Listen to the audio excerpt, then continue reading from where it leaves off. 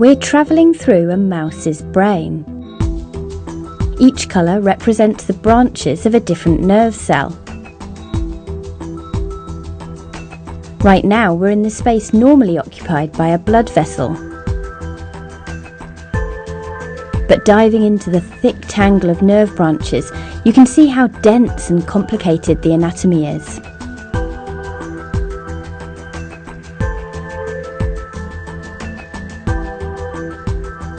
This is a reconstruction of a real piece of mouse retina, showing the precise shape and location of 950 cells. The researchers who made it say mapping each neuron was an almost insurmountable challenge. First, the tissue had to be sliced very thinly and imaged by an electron microscope. The images were then analysed by a computer, which assigned different colours to different structures. The computer was very good at determining the volume of each structure and identifying synapses where one cell connects to another. But to join up the coloured sections and reconstruct the long branches of each cell in 3 dimensions, it needed help. So 300 students spent a total of 30,000 hours carefully tracing the path of each neuron to tell the computer how to join up the coloured blobs. Together, computer and students created this. But was all that effort worth it?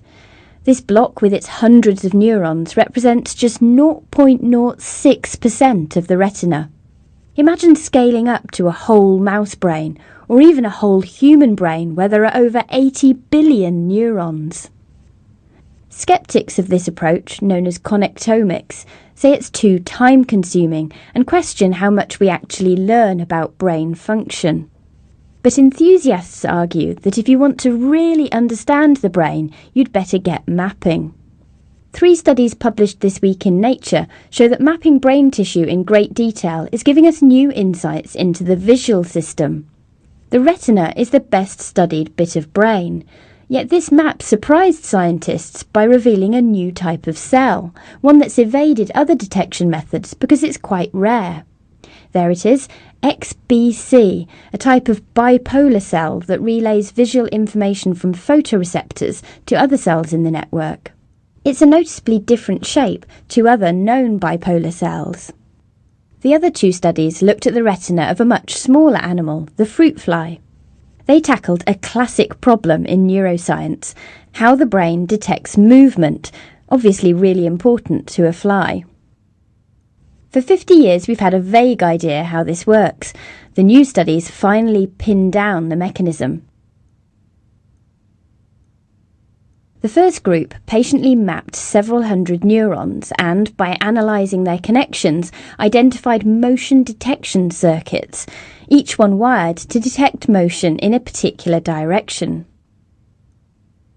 The second group studied the same area of fly brain, but instead of just mapping, they looked at cell activity. Photoreceptor cells in the retina can't detect motion, so they focused on 2 downstream processing neurons called T4 and T5. Using fluorescent markers that glow when a neuron is active, they showed that T4 and T5 neurons are divided into 4 subpopulations, and, like the previous study, they showed that each subpopulation responds to motion in one of 4 cardinal directions: left, right, up, or down. The precise wiring mapped by the first group shows how information moves through the network, and so how the direction is actually detected.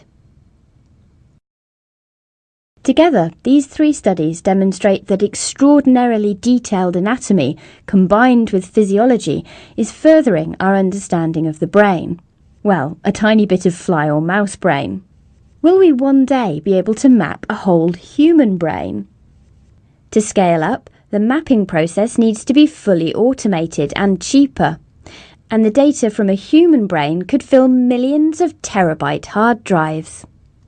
Computer pattern recognition isn't yet good enough to trace long branching neurons, so full automation is a way off. For now, researchers are making neuron tracing into an online game, so they can crowdsource data and map larger areas. That's right, leading the next generation of neuroscientists could be you.